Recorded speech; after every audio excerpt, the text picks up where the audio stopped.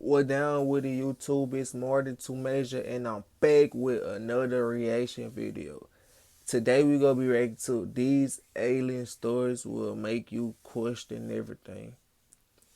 So we gonna see what they talking about. Y'all gotta sit back and relax. We gonna dive right into it, and we ain't gonna waste no time. You already know how I like to do it.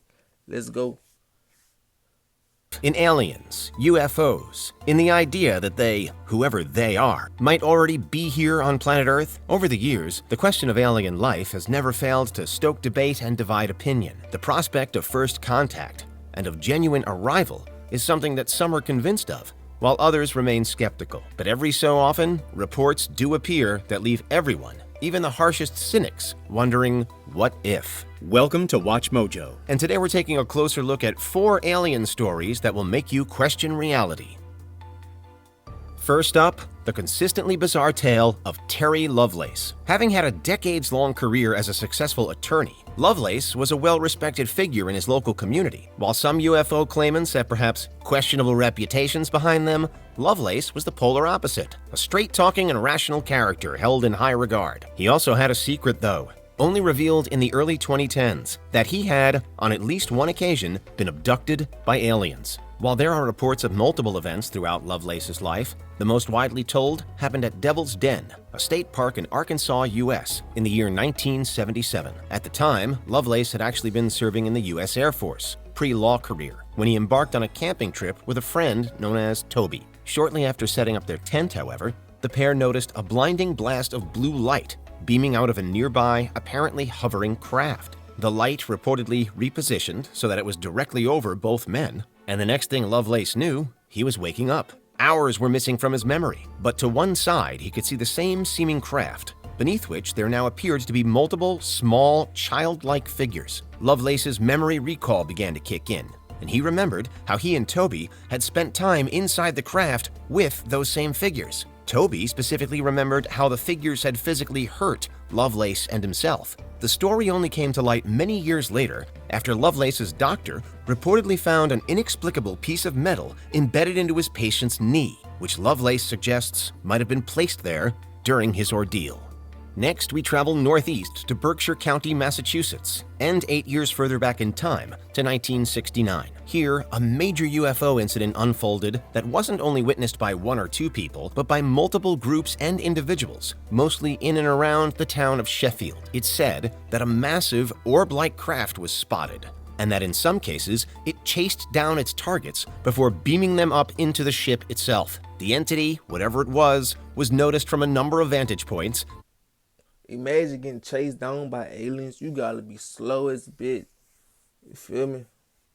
Near and far. While some viewpoints were obscured, many were not. One of the best-known accounts comes from one Thomas Reed, who was a child at the time and traveling in a car with his family. Only Reed's family endured some kind of sudden and shared blackout before they came to, again inside their car, but sat in different seats and with a distinct feeling of unease. It's said that over time, they came to collectively remember having been placed in a vast hangar of some kind, presumably during their lost time. Other accounts of the Berkshire UFO follow a similar pattern too. One moment, people were watching the lights from the ground, and the next, they were returned to the ground, feeling wholly disoriented and confused. Strangely, the incident has never quite made it into the highest profile upper echelons of US UFO folklore, but it remains almost entirely unexplained nonetheless. Of course, not every alleged alien encounter does happen on American soil, and in fact, most countries have some kind of iconic tale or two within their own histories. Tales which are typically dubbed something like the Belgian Roswell or Canada's Area 51. Next, though, we're specifically headed to the UK and to the West Yorkshire parish of Todmorden. Here, in 1980, the police constable Alan Godfrey had been busily trying to round up a trail of escaped cows from the village roads when he got much more than he'd bargained for. In interviews, Godfrey claims to have suddenly encountered a spinning, levitating, diamond-shaped object, once again shooting out light. Next, he insists that he too experienced missing time of around half an hour before returning as if from a daze in roughly the same location, although a little further down the road. He found he was surrounded by swirls of debris, which he believes were created by the departing ship. Following hypnosis after the event, Godfrey arrived at the disturbing conclusion that during his seeming blank spot in memory, he had actually been transported inside somewhere and physically experimented on by unknown creatures. What's more, there are even some suggestions that his experience might have been linked to a previously unexplained death in the area, wherein a man had been found recently passed in a local coal yard, but with his clothes improperly fastened and his hair freshly shaved. That connection has never been proven, however. And finally, while many UFO claimants do subsequently write books to detail what happened to them, such as with Alan Godfrey and Terry Lovelace, it's sometimes the case that a working writer encounters the extraordinary at some point during their own careers. At least that's what happened to the U.S. author Whitley Strieber. Though predominantly a writer of horrors and thrillers, Strieber is also known as a leading advocate of UFOs and for his belief in alien encounter stories, not least because he himself has had not one, but two major experiences. The first, which Strieber details in his nonfiction title Communion, involved the writer being woken in late December 1985 while he was staying alone at a cabin in the woods. It's said that he was approached there by a seemingly non-human figure before, again, a lengthy spell of missing time. Like others before him, Strieber reportedly tried hypnosis in a bid to retrieve his lost memories, through which he was able to build a hazy recollection of his own alien abduction by figures that he refers to as the Visitors. When he released Communion almost 2 years later, and when that book was made into a movie starring Christopher Walken 2 years after that, in 1989, Strieber, like many other UFO claimants, found his story met with skepticism by some, amidst accusations that it was all a hoax.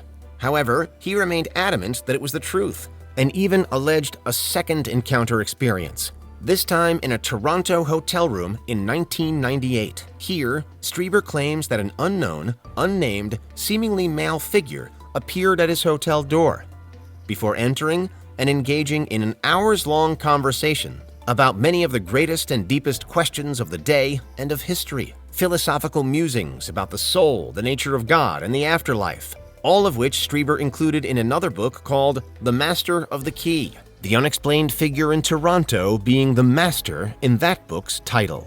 So what's your verdict? Which of these stories most strikes a chord with you? Perhaps Terry Lovelace's Arkansas encounter that turned a camping trip into a life-changing moment? Or the Berkshire UFO that left its mark on a whole community? Alan Godfrey's spinning diamond of lost time?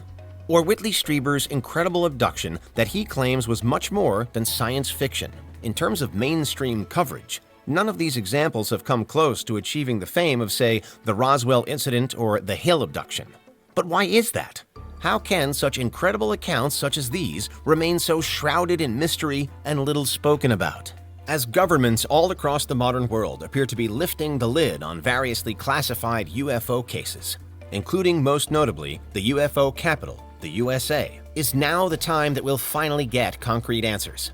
Will the likes of Lovelace, Godfrey, and Strieber finally be fully vindicated as their tales are shown to be true rather than false? Or are you still unconvinced? Let us know in the comments, because those are 4 alien stories to make you question reality. Did you enjoy this video? I ain't gonna count. I heard dudes say dudes in the park with his clothes upside down and all type of stuff. I don't know what the aliens did to that boy, but it wasn't a good thing. You heard me? I hope he shake back. But it's more than 2 major, and I'm checking out.